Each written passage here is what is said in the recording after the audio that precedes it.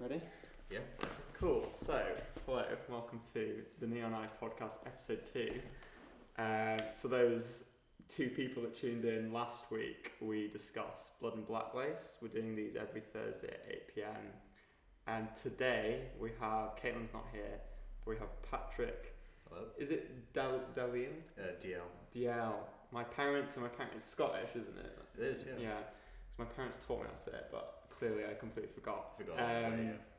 DL. DL. You did just say that. Yeah. Yeah, so Caitlin's not here, but we have Patrick, who's curated the Italian Giallo podcast, the series, sorry. So he's writing all the stuff. We've had Blood and Black Lace last week, and the supplementary film was The Bird with the Crystal Plumage. Is that Yeah, Dario Argento's first film in the Animal trilogy. Okay, But good.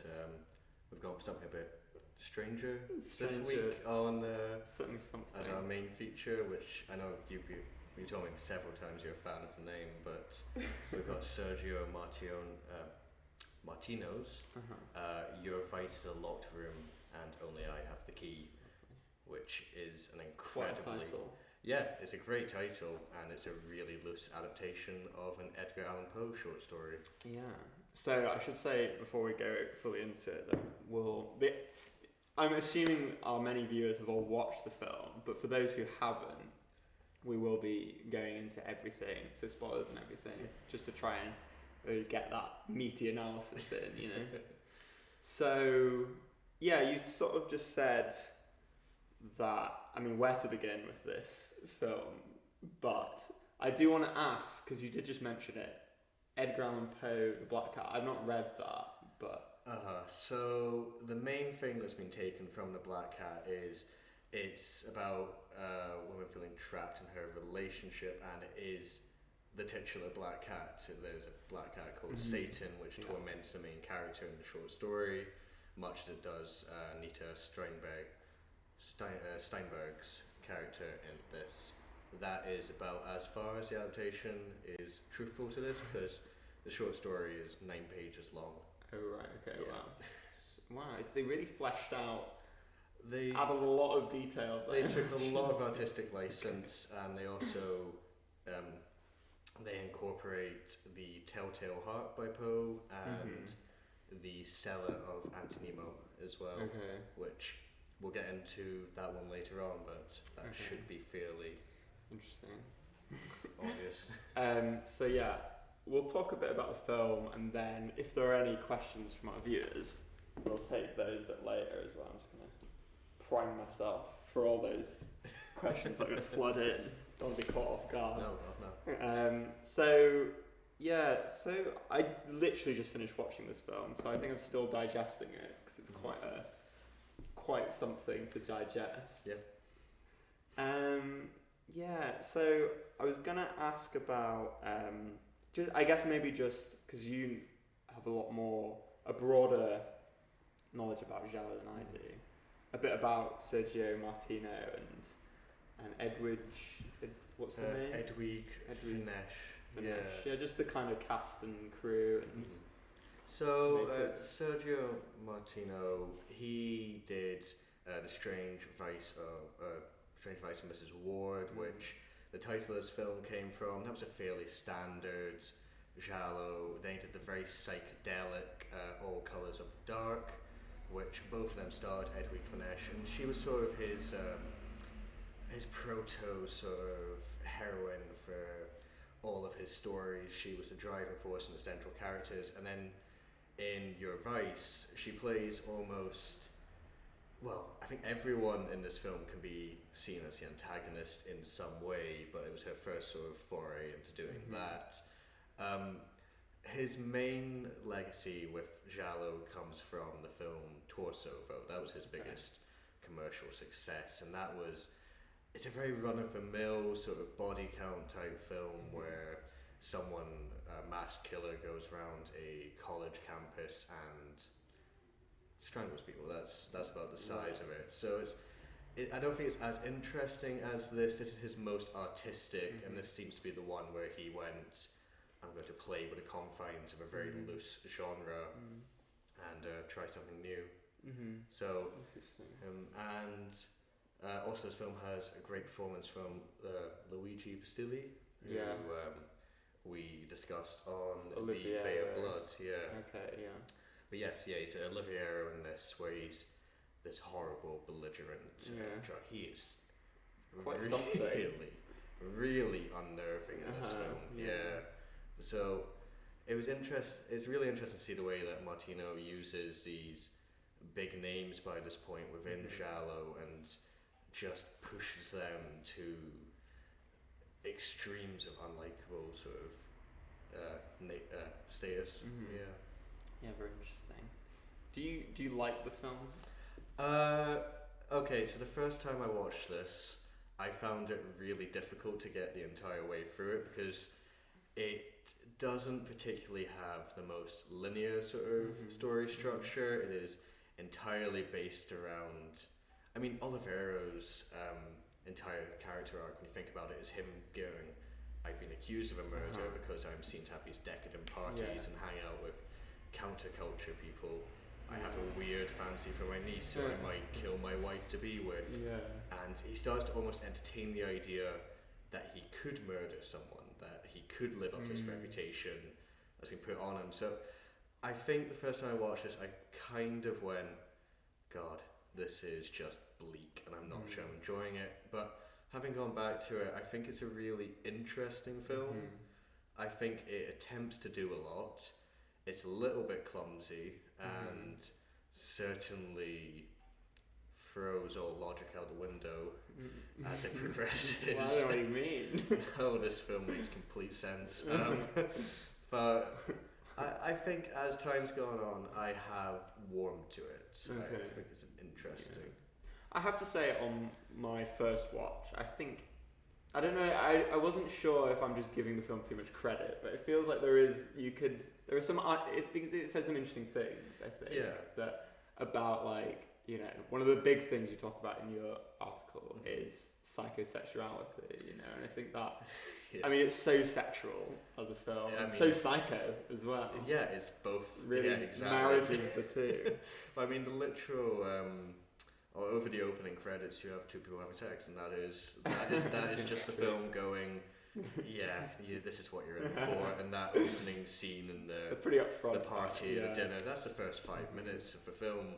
And what I didn't pick up until I rewatched it recently was they essentially hint towards the Oedipus complex. They do it about 3 or 4 times throughout a 1.5 hour film, and they literally just have Irina Anita Steinberg's character go up to him and go, am I the mad mother or the bad mother? And his mother's, I assume it's her bridal gown or something, after he's delivered a monologue to her framed portrait.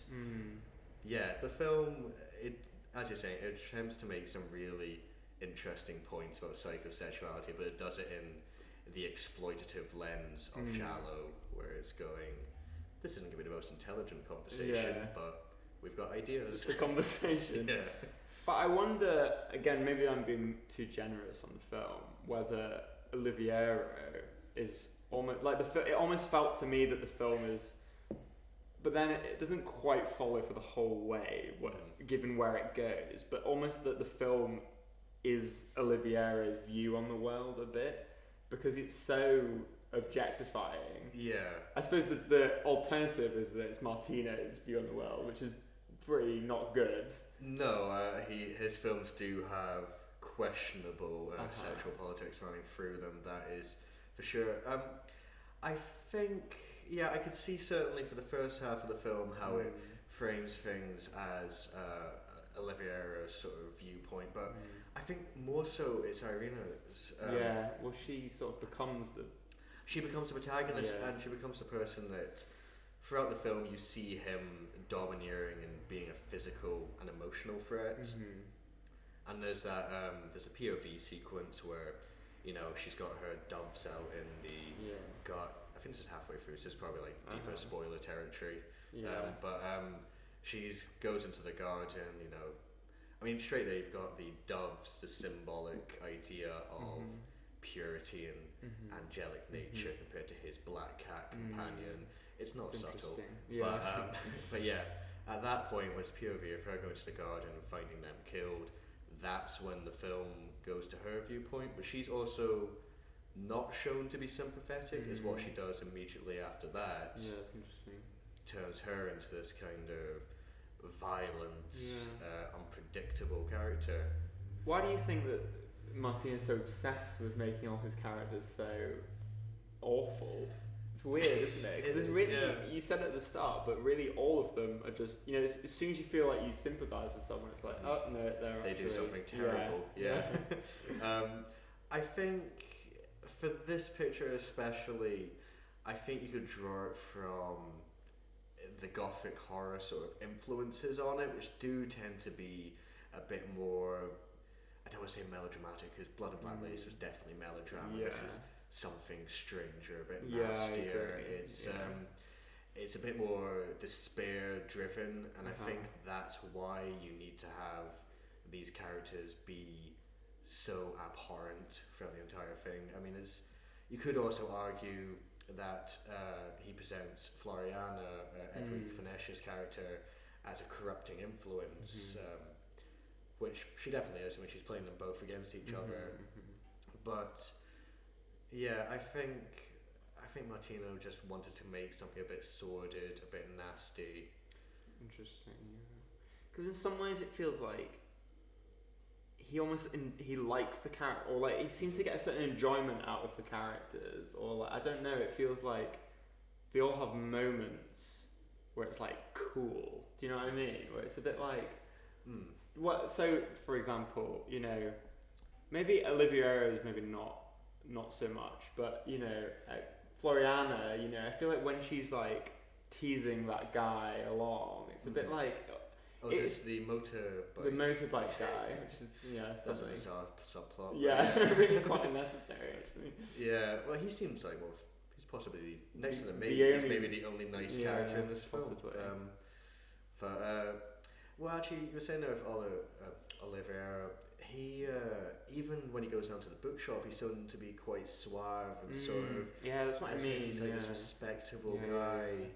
But then I think the whole thing, the film bases itself so heavily around deeply sort of internalized paranoia. I mean, so much of it, especially in the later section of the film, is just set in the house, and its sort of oppressive nature, the dark sort of labyrinth corridors and everything. So I think that's more the type of thing he was going for, is the sort of intensified behind closed doors style horror, or at least darkness with the characters. Yeah, interesting. If that answers your question. yeah, I think it's just interesting if it's psychosexual. Again, I may be giving the film too much credit, but it's almost as if, and I think it's also, you talk about this in your article with a few of them, about this sort of this fear of the counterculture. I think it's quite an interesting thread through these films.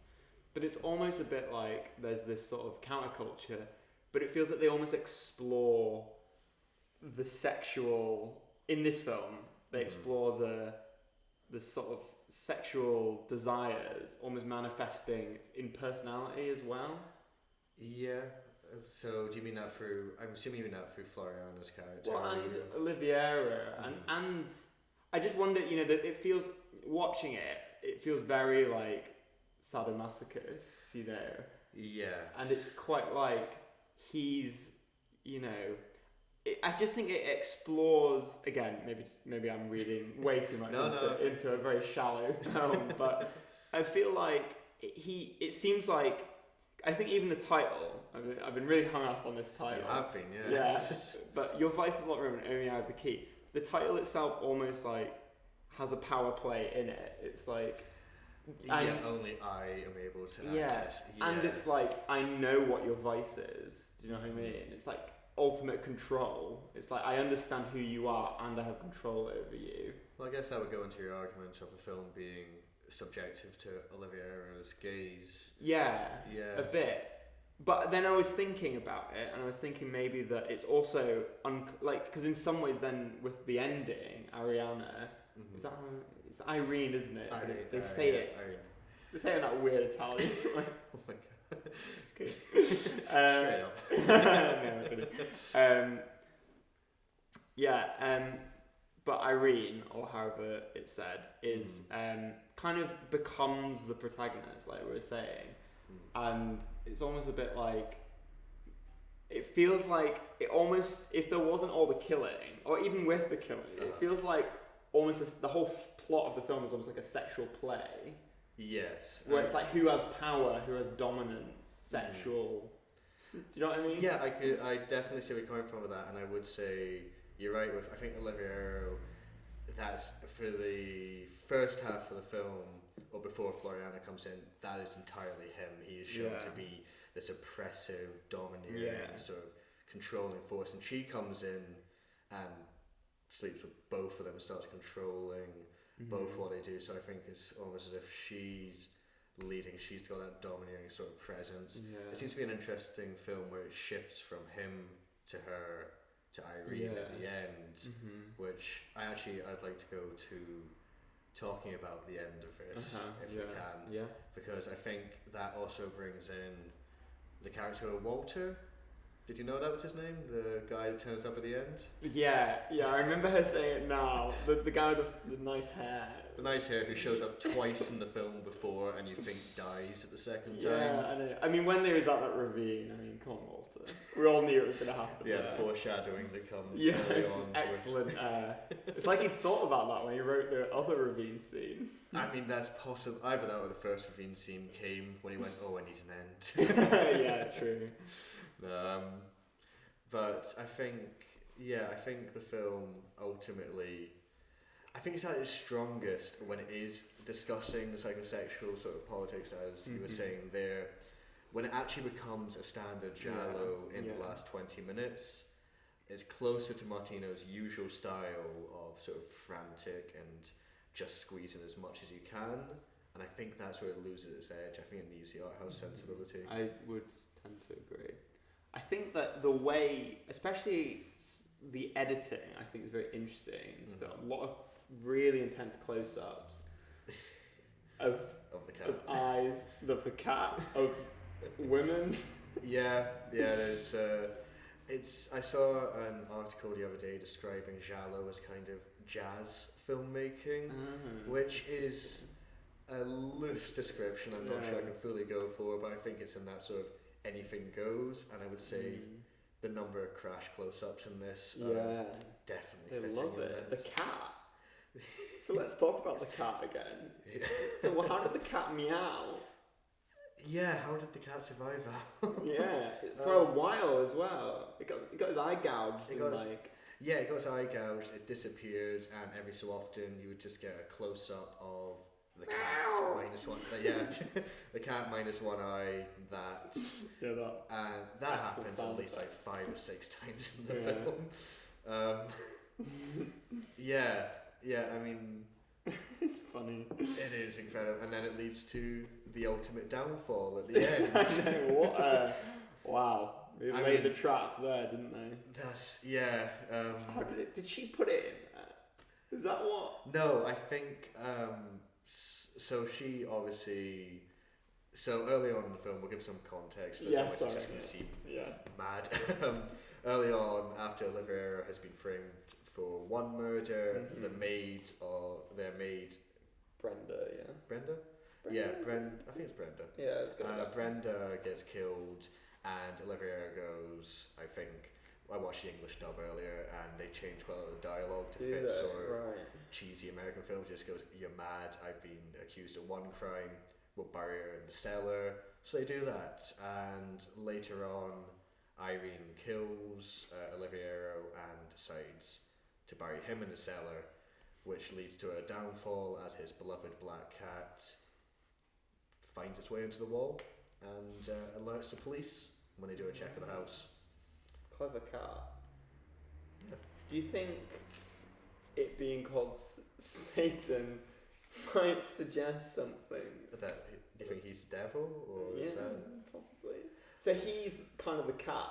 Right? Is that what's going on? Like, something like that? I think that one might be a reach. I think the film is grounded in a little bit more reality than a cat-human connection. No, not in like a literal sense, but I suppose that him and the cat clearly like. They've got some, well, it's referred to as his mother's cat. Oh right. All throughout the film, so. But this is what it's kind of what I was getting at before. That it's psychosexual, but there's also it plays in with family relations. It almost feels a little bit about like what makes you who you are, what gives you your kinks, and how your kinks manifest. Maybe.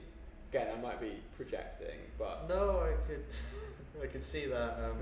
Yeah, with him, it's definitely hinted towards because it looks at the Freudian idea that stunts in your development at certain points of your life can lead to different sort of kinks or different tastes developing. And I think it was doing some reading. It said the third stage, which I think is prepubescent years, leads to an Oedipian complex. So I think that's what they're going for with him, and you could see that. But then that brings the interesting discussion of the representation of Floriana and Giallo's overall discussion of sexual liberation, which I actually think in this film is handled slightly better than other ones I've seen. There's some pretty shocking examples of it, but even though she's shown to be shallow and kind of conniving, playing both of them for the financial gain, she's not brandished. Like, there's so many Giallos where you just have someone going, oh yeah, she's new in town, she's just a complete slut, and that doesn't happen in this film, which I think, I'm not going to say this is a progressive film by any means, but it's interesting. Yeah, maybe relatively so. In Giallo. one aspect, Yeah. Yeah, that's interesting. So in your article, and I think, correct me if I'm wrong, but the bird with the crystal plumage would be described as F. Gialli? F. Gialli, yes. Yeah, so do you want to explain what that is, maybe? So M. Gialli, actually bird with crystal plumage is M. Gialli. Okay. It would be Blood and Black Lace. So M. Gialli, we'll start with that, is Giallo is an adaptation of sort of pulpy detective type novels, and they would take someone coming to a new locale, say Lead in Blood Black Lace or next week's Deep Red, and being kind of isolated by themselves, witnessing a horrific crime, and then becoming entangled in this sort of cat and mouse style game. F. Gialli, I think, is the more interesting but also kind of more loose descriptor, where it's based around women as its lead characters, and more about mental turmoil, or quite often sort of years of development, sort of teenage or early 20s, and sort of the effect of the horror going around them. They tend to be a bit more relentless, and I would say with this one, it lingers on the turmoil aspects of it. It's why in my reading of it, I put Irene or Floriana at the front and foremost. I think Oliviero is there to be a commanding or oppressive force. That I think this film falls comfortably within that, because you do see an interesting character arc for Irene, where it goes from, you think she's very submissive, you think she's quite a weak-willed character, and then through the introduction of, I suppose it's a corrupting or just a liberating force, she becomes more in control and takes command of a situation. Yeah, it's interesting. So, because Irene obviously is very, at least, before the big twist, is portrayed to be a sort of, hysterical, scare quotes, woman. But is it maybe trying, maybe it was kind of what you were just saying, but is it maybe trying to almost like subvert that by portraying her as hysterical, and then she's actually very much in control? Well, yes, I would say Yeah, I think it is, or it's trying to present it as it might have been a facade, her sort of hysteria within that, and she was looking for the perfect opportunity to do what she wanted to do and get Olivia out of the picture. Floriana comes along, gives her that opportunity, and yeah, I think it is a subversion, because if you watch things like Blood and Black Lace, the women in it are shown to be, they're not, as a lot of horror film has a problem, a lot of horror films have a problem with, they're shown to be quite sort of poorly, I'm trying to figure out which phases. They tend to make quite questionable decisions and are just there to be sort of masochistically killed off for entertainment value. So I think, that film, Blood and Black Lace, leans more towards that side of things, where it's the death's the important thing, and with this, I think it's actually trying to tell a story with her. Yeah, that's fair. And so, do you think Floriana fits into the turmoil? No, I don't think she does fit accurately into. She's not letting anyone take advantage of her in the film, and I mean, she calls out Oliviero on his complex and takes command of the situation with him. Again, not a progressive scene in what it actually depicts, but it's shown to be her going, I know what you're about, I know how I can manipulate you, and doing so. So I think, again, it's a discussion with her liberation seeming as a corrupting influence. It's an interesting move for Martino to make, but I think it's what makes Your Vice such an interesting film. There's a lot of different sort of character arcs all playing out simultaneously. Yeah, and it makes me think, again, maybe I'm giving Martin too much credit, but Your Vice is a lot, I'm going back to the title, Your Vice is a lot removing out of the key. I wonder if that's meant to be because I just feel like power dynamics, sexual dynamics are like rife in this film. Yeah. And it feels like, who is the one that has the key, maybe? Do you know what I mean?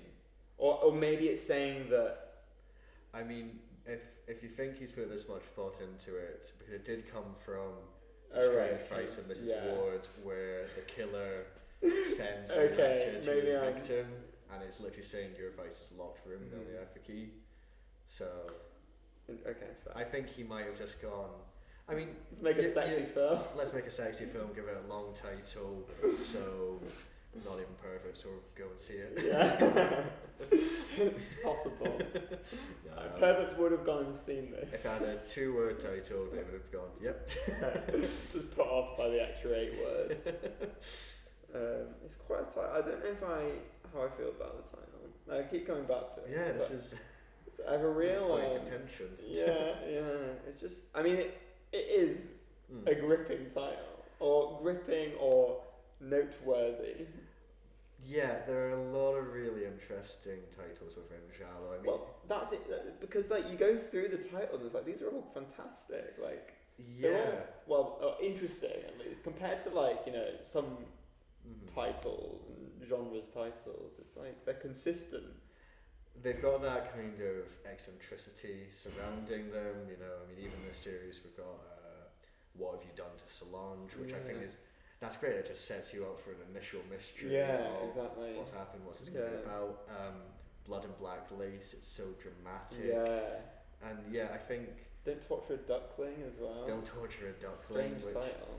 Yeah, strange title. I think potentially it could come from some clumsy translation along the way. I mean, Giallo on the whole were films that were made to a budget in a time limit, just to be put out there and reach as large of an American or UK audience as it could. So, but then again, things like Your Vice, I'm gonna give it a brief form, don't happen by accident, I suppose. Yeah, interesting. But talking about translations... Yeah, I was just going to ask you actually, what the fuck happened? So, with all Giallo, I'm pretty sure, so it was actually a trend started with Mario Bava. Every actor is just speaking their own language. Wait, what? they were just given their lines in the language they spoke, and they were told, right, say this, we'll assume that was good, we'll assume that's right, and we'll just dub over this later on. So were they all? They're not even speaking the same language. They're not as each speaking. other. No, the woman who played Irene is Swedish, Edwig Really? Finnish and Luigi Bastilli both Italian. So they would. This is one of the more coherent ones, but if you go back and Really? watch, I did not know that at all.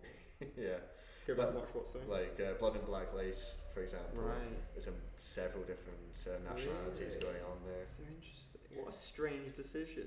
But again, I think it just falls down to, from what I've read, my understanding of it is it basically comes to these films were made on a time limit, and it was just cheaper and easier to get these initial recordings, get the actual visuals from everything, nice and done, and everything down, then just do a quick, easy dub and ship it internationally. So they were all these films were dubbed. Yeah. And that was standard practice. Standard practice, yeah. Just in Giallo or low budget films, or just all films. In Giallo. In Giallo. Might have lent itself to other forms of Italian filmmaking. Need to look into that. But I'd be surprised. I know for a fact it was in this film. It's interesting because they're not very well dubbed as well. But that would be because of the languages. The languages and, I think the budget constraints. Because, when you go to the English dub of this film, it is pretty bad. I'm so bemused that they're speaking different languages. That's insane. But, surely different languages might have longer ways of saying the same thing. Yeah. I suppose that comes across, actually, when I say that, yeah. When they've, finished There's the dub and they're still mouthing. There's a scene in this, when I was watching English dub, where it's when the three of them all meet at a train station, and Floriana comes up, says something to Oliviera, sort of, oh, I'm not young anymore, I'm not this, and I suppose you'll be looking after him, to Irene, and in the Italian original, her sentence is very short and it's done quickly, but they just dub over the start of Irene's bit whilst the camera's still on Floriana. And it just comes back on. Oh god, that's so funny. Yeah, I mean, as a film, it's actually, I feel like there is some quite striking imagery though. I think it's actually quite well. Again, I talked about the editing earlier. I think the editing's quite interesting. I mean, it's a bit on the nose sometimes, as are quite a few elements of the film. Yeah, but again, I think that just comes down to the genre's relationship with subtlety. I think this film is unique, though it gives a lot of time for scenes of discussion, sort of room to breathe, and I mean the things that are being said are nasty enough in themselves, but the film almost lets you realise that with some Giallo it's just so quick to get to the next thing, and even with some of Martino's other films, it's sort of, right, we'll say that, just chuck that off, and if you remember that when we come back to it 30 minutes later, great. But this film is actually more interested in creating an atmosphere for what's being said. Yeah, it's interesting. But with the filmmaking as well, I mean, Giallo, even with last week's one and quite a few others on this list, it went for quite vibrant imagery, a lot of colour used, and in this, there isn't. It's really subdued, it's kind of muted, or a lot of nighttime shooting in this. That's interesting, because you often associate Giallo with the very lurid colours, that kind of vibe, like Suspiria, the very bright backdrops, and Blood and Black Lace had that big time as well. Yeah, kind of that sort of psychedelic almost sort of use of colour, but this film felt much more, what's the word, what's that word that always gets used about? Gritty is what I'm looking for. Gritty, and it felt almost like a lower budget. But it doesn't play out as a Giallo for most of it. Yeah, that's true. So that could be what I went for. I would agree with gritty, and there's so much resonance on the emotional sort of aspects of each character that I think it was going for that. Yeah. But yeah, I think Martina did just want to make something that was unattractive, that was a bit repulsive and sort of got your skin under your skin a wee bit. Yeah, interesting.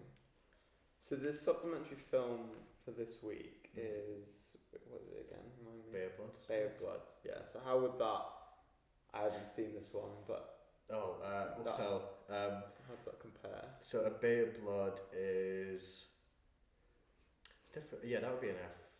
Which has some bizarre hybrid. That's far closer to a slasher film, but it is much closer to Blood and Black Lace than it is with this. Okay. There is an overarching story in that of a countess being murdered by her husband, then a husband being murdered by a masked assailant, and it's all about a family and their partners essentially just killing each other down by a bay to get the inheritance. Blood. There's a lot of blood in the bay by the end. Yeah, but that film was really interesting just because what that went on to inspire that actually led to, I think it was 2 or 3 scenes being directly lifted and put into Friday the 13th Part 2. You mentioned that in your article. Yeah, but it is one of the first slasher films I think that ever existed. It's just people stuck in a location, get someone using tools or everyday objects, go nuts. Yeah. Fair. So Sounds interesting. Yeah, it's interesting. This one compared. So I've seen Suspiria, which we're watching later in this series as well. So my reference points are, Blood Blacklist, which I watched a week ago, and this one I watched just now. So yeah, I think this one very much, your advice very much played out in a way especially when I reflect on it. Suspiria and Blood Blacklist feel quite similar, and I see I think visually especially. Visually, definitely, yeah. Yeah. But they feel like related, Whereas I would say this one, I definitely see the relationship as well, but I think it's more subtle. Yeah, well, with Suspiria, I think a lot of the similarities you can take it down to colours, colours used, even the setting, both who have in prestigious sort of academies, dance in Suspiria and modelling in Blood and Black Lace. This one is, and a few of the films we got picked out, such as What Have You Done to Solange and next week's supplementary feature, Don't Torture a Duckling. Right, yeah. They deal much more on the location and creating the atmosphere within it, the central mystery. They're less focused on quick sort of get to the next scare and the overwhelming nature of it. So I would say, this film is closer to them than it is Suspiria, Blood and Black Lace, or opera, sort of. Yeah, okay, fair. Interesting. But yeah, it struck me, closing remarks on your advice, it struck me as it's definitely an interesting film, I think, and something that I think there's artistic, it's a weird, I think, hot mess, but it's definitely not perfect. But I think that what they were going for, and they definitely had some interesting things to say, and I think the way it was made lent itself quite well to what they're trying to say as well. But yeah, I could agree with that. I think to some extent. I think the term hot mess is perfect for this film. It's but I really like the fact it's earnest with what it does. It just wears its love for Edgar Allan Poe gothic horror on its sleeve and creates something sordid and uncomfortable. It's a film that, as I said, the first time I watched it, I really struggled. I think I paused it about 4 or 5 times and sort of went, right, I'm going to do something else. I'm going to come back. And then as I've gone back to it the past few times, just even with writing, I've sort of realised it's sloppy, some of the messages are some of the messages are dated. For sure. But it is just a really interesting watch. And it's one that if I was to choose sort of a companion piece to go watch this, then watch this, I would struggle to find something to put directly beside it because it's just so unique. Yeah, that's fair. Yeah, I think the something we'll come back to, and I won't make a big point about it now, but I do find that fear of the counterculture very interesting and something that does seem to permeate Giallo. Yes, well, no, it definitely does, and yeah, there'll be a couple more points we can bring this up in the series, but that whole thing with the end of the 60s, the end of sort of the summer of love and everything, to put it in cliche terms. Yeah. And this Giallo comes out and it's showing a lot of the films deal with sort of bourgeois sort of lifestyles or the rich and famous last week, models. This week is isolated writer and the horror based around them. So I think, the counterculture is shown to be a corrupting force and almost sort of decadent ways of the past that are stopping people from progressing in their lives. It's a constant within it, and I think it just came from a bit of 70s resentment. Okay, interesting. Yeah, I find it I think it's there are some very interesting threads through Giallo that I think will be interesting to continue the discussion about. Right now, where would you put us in your rankings? Would you have Blood and Black Lace, then this, or? Oof, I like this.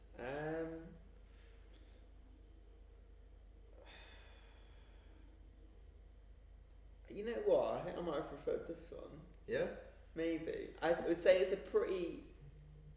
I think I like Blood and Black Lace, and I just think it's a very well put together and very interesting film. I maybe feel a bit more with that one that there was less... Maybe I'm reading too much into this again, like I've done quite a lot, but this felt like a film that has more capacity for some depth, maybe, than... maybe that's unfair, but...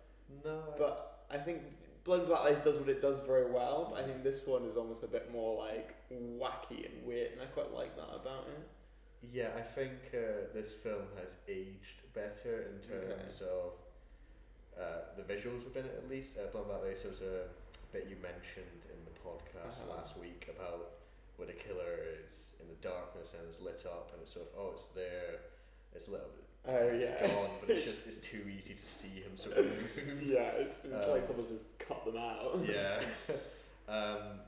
So I would say it's aged better for that. But Blood and Black Lace, I think, also has that kind of hectic, throw everything we can at this, and some things will stick, some bits won't, but that's okay because. I admired them both for different reasons. But I felt this one I was a bit more I was so sort of I don't know, just thrown off by it that I almost wanted to understand it.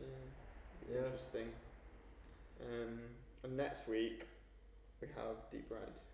Next week we have our supplementary again is A Bay of Blood, but we'll be supplementary for this week, Bay of Blood. So next week we'll be talking about Torture, and Deep Red. But we'll be talking about Deep Red this time next week.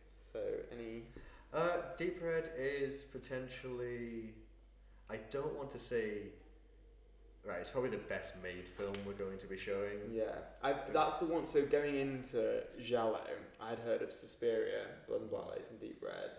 Yeah, and Deep Red's often talked about as Deep Red Deep Red is probably the most progressive in its central messages. It's really quite creepy in certain ways. It takes the brutality of sort of Giallo that came before it and manages to twist it into something new and something a bit more interesting. I think if you're just joining us for this one, you get a chance to see your Vice. Deep Red would be a great starting point and a great introduction to Dario Argento, who we'll be talking about a lot on this series. Yeah, he's quite iconic. Cool. Well, we've got 4 watching and 1 like, so that's something. No comments though, so there's also quite a delay, but if there's an opportunity we'll give a brief opportunity for any questions. So having read the synopses of the films we've got coming up, are there any that grabbed your eye so far? Well, to be honest, like all of them I read, I'm gripped to some extent to watch. Like none of them I've read and be like, give that a miss, you know. They all are sound very interesting. What was I reading today? We were looking at Deep Red and what was the supplementary for that one? Don't touch it, I think. Yeah. So those sound interesting. I'm interested to see the sort of chronological progression as well. You know, opera and. Yeah. Okay. So opera is actually one that I did want to bring up. I'll discuss this way more when we actually come to the episode. There's slight nods towards the whole slasher sensibility just for its presentation and the way it handles the murders, and it's almost like Argento's reacting to more American horror cinema, which is a really interesting move considering, you know, he's referred to as the grandfather or godfather for this whole Giallo movement. But also, I talk about it in my Deep Red retrospective, and I didn't talk about it in this, but going back to it, I wish I had the use of music. Oh yeah, let's talk about that. We can always plop it in. Yeah. In this, it's really quite sort of opulent. In Your Vice, everything feels very delicate and very sort of eccentric to meet their sort of lives of excess.